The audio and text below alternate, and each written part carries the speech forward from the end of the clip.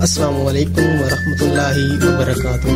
عزیز دوستو، آج کی ویڈیو میں ہم پاکستان ریلویز کی تاریخ کے بارے میں پڑھیں گے کہ پاکستان ریل کی جو ریل ہے یا ریلوے لائن ہے وہ کب بنی اور اس کی ہسٹری کیا ہے، یہ سب کچھ آج آپ کو میری اس ویڈیو میں پتہ چلے گا۔ امید کرتا ہوں کہ آپ کو میری یہ ویڈیو بھی پسند آئے گی۔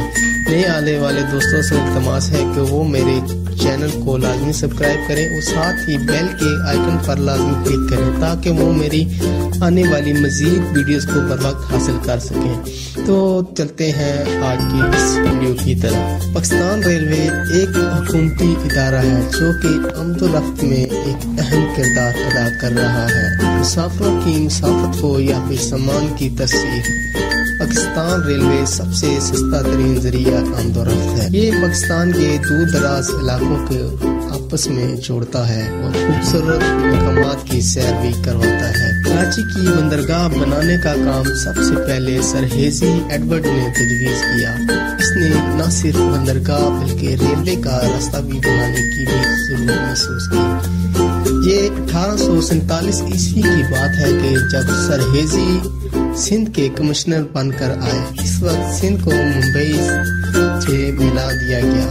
سر ہیزی نے لارڈ ڈلہوزی سے اجازت لے کر کراچی سے کوٹری سے دریائے سندھ کا پار کرتے ہوئے ملتان اور پھر ملتان سے لاہور تک ریلوے لائن بچھانے کے لیے سروے 1858 عیسوی میں شروع کروا دیا تھا۔ پہلی مرتبہ 13 مئی 1861 عیسوی کو کراچی سے کوٹری تک عام لوگوں کے لیے ریلوے لائن کھول دی گئی تھی۔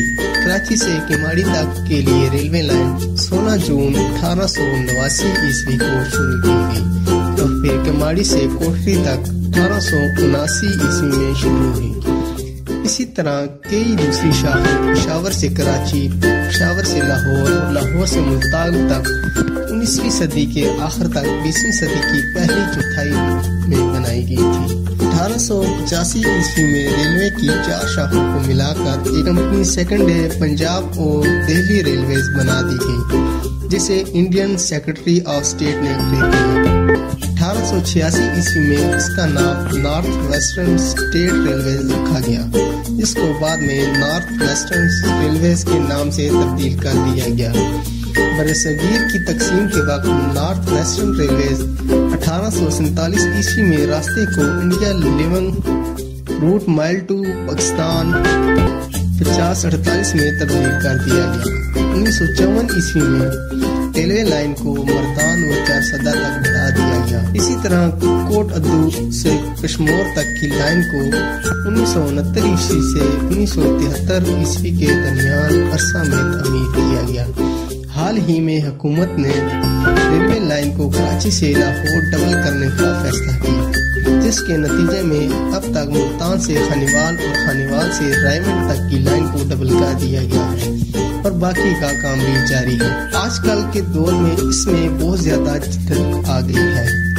مثلاً آپ ای ٹکٹنگ وغیرہ ٹکٹ وغیرہ آپ کو خریدنا ہو تو آپ آن لائن ہی گھر بیٹھے ہی حاصل کر سکتے ہیں۔